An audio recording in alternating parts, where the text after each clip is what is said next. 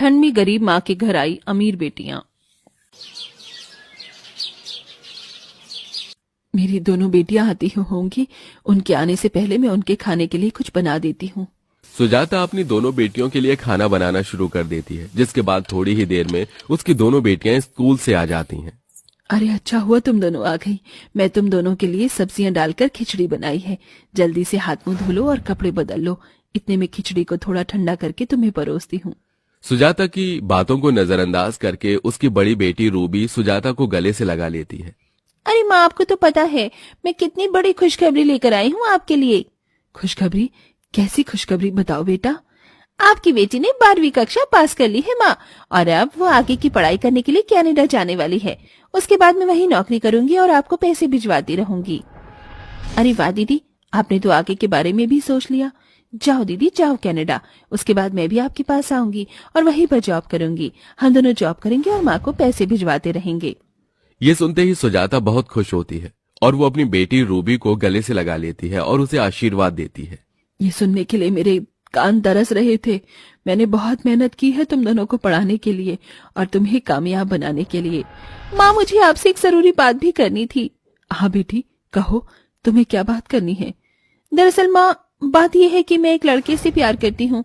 उसका घर और ऑफिस कनाडा में है और मैं वहीं जाकर नौकरी करूंगी और पढ़ाई भी। कनाडा? लेकिन इतनी दूर में तुम्हें कैसे भेज दूं बेटी? माँ, आप परेशान मत हो, वो लड़का मुझसे बहुत प्यार करता है और मेरी आगे की पढ़ाई भी वही करवाएगा।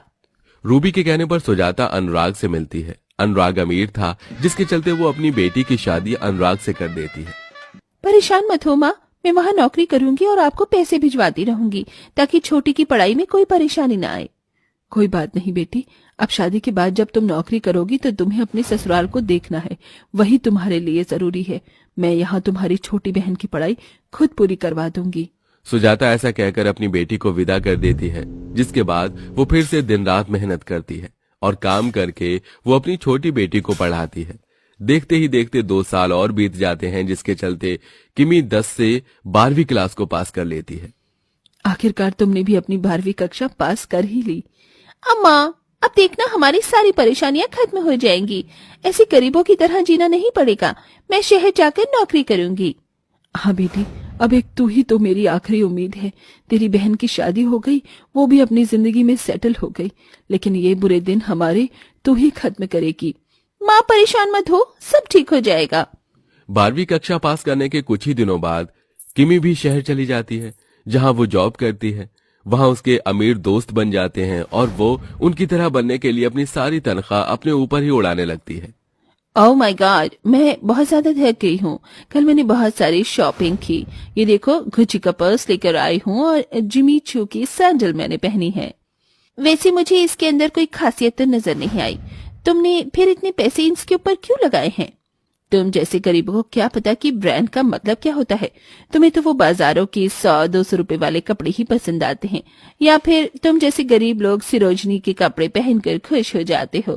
किमी ये सुनकर चुप हो जाती है। उसे ये बात एकदम से चुभ जाती है और उसी दिन अचानक उसके अकाउंट में उसकी सैलरी आ जाती है। इन लोगों ने मुझे समझ क्या रखा है। इस शनाया की बच्ची को तो मैं बताऊंगी कि असली में ब्रांड कैसे पहना जाता है। किमी अपनी सारी तनख्वाह ब्रांडेड कपड़े खरीदने में ही खर्च कर देती है। उसके ब्रांडेड कपड़ों की वजह से उसके पास उसके खर्चे के लिए भी पैसे नहीं बच पाते। कल दिखाती हूँ उस शनाया की बच्ची को कि मैं कितने अच्छे और ब्रांडेड कपड़े लेकर आई हूँ। किमी अगले दिन ही अपने ब्रांडेड कपड़े पहनकर अपने ऑफिस में पहुंच जाती है, जहां सभी लोग उसके कपड़े देखकर हैरान रह जाते हैं। उसके ब्रांडेड कपड़े देखकर ऑफिस के सभी लोग उसी से बातें करने लगते हैं। वो सभी शनाया को नजरअंदाज कर देते हैं। इस प्रकार अब किमी के अमीर दोस्त बन जाते हैं, तो वहीं उसकी बड़ी बहन रूबी शादी के बाद बड़ी बड़ी ट्रिप पर जाने लगती है। देखो ना अनुराग, पिछली बार हम लोग लद्दाख गए थे और इस बार मुझे तुम्हारे साथ मनाली जाना है। बहुत ठंड है वहाँ पर, बर्फ गिर रही होगी। तो तुम्हें स्नोफॉल देखना है? कोई बात नहीं, मैं आज ही मनाली की ट्रिप का प्लान कर देता हूँ, फिर तुम आराम से स्नोफॉल देख लेना और बर्फ के गोले भी खाना। बहुत मजा आता है।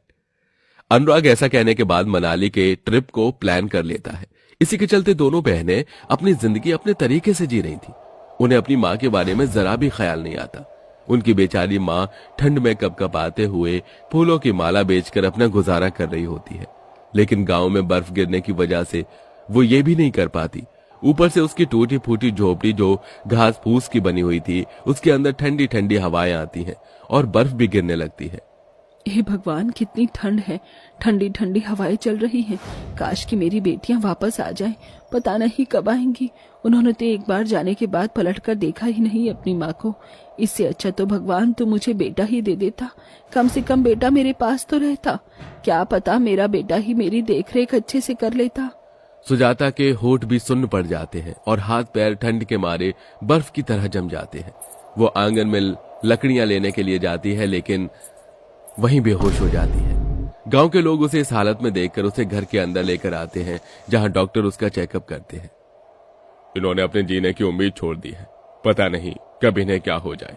अगर इनकी आखिरी कोई ख्वाहिश है तो आप लोग हो सके तो पूरा कर दीजिए, ताकि मरने के बाद इनकी आत्मा को शांति मिले।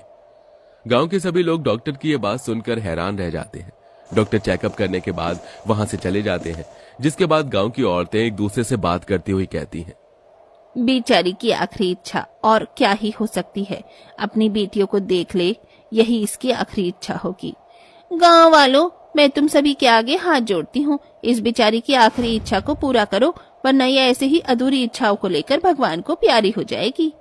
ललिता के कहने पर गांव के सभी लोग सुजाता की बेटियों का पता निकालकर उन्हें उनकी मां की हालत के बारे में बताते हैं, जिसके बाद दोनों बेटियां शहर से और कनाडा से अपनी मां से मिलने गांव में आती हैं।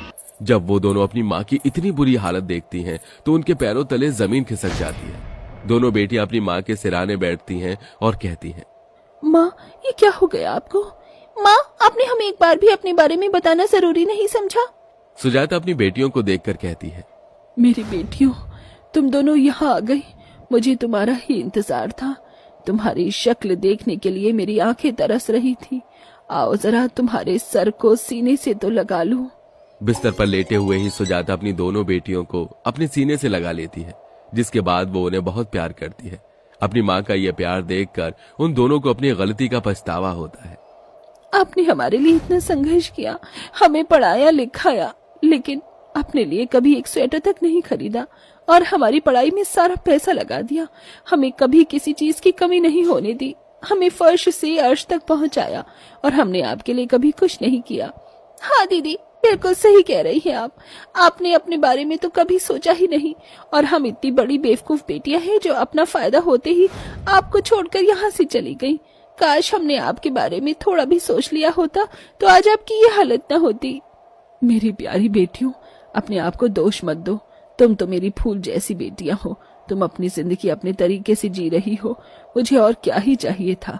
तुम दोनों कामयाब हो गई हो, बस इसी बात की मुझे बहुत खुशी है। अपने जीवन में इसी प्रकार हंसी खुशी रहना। सुजाता इतना कहते ही उसी समय अपने प्राण छोड़ देती है, जिसके बाद वो भगवान को प्यारी हो जाती है। किमी और रूबी दोनों फूट फूट कर रोती रह जाती हैं, जिसके बाद वो अपनी माँ का अंतिम संस्कार करती हैं। उन्हें अपनी माँ के आखिरी वक्त पर अपनी गलतियों का एहसास हो जाता है, जिसके बाद वो वापस शहर और कनाडा जाकर अपनी जिंदगी अपने तरीके से जीने लगती हैं।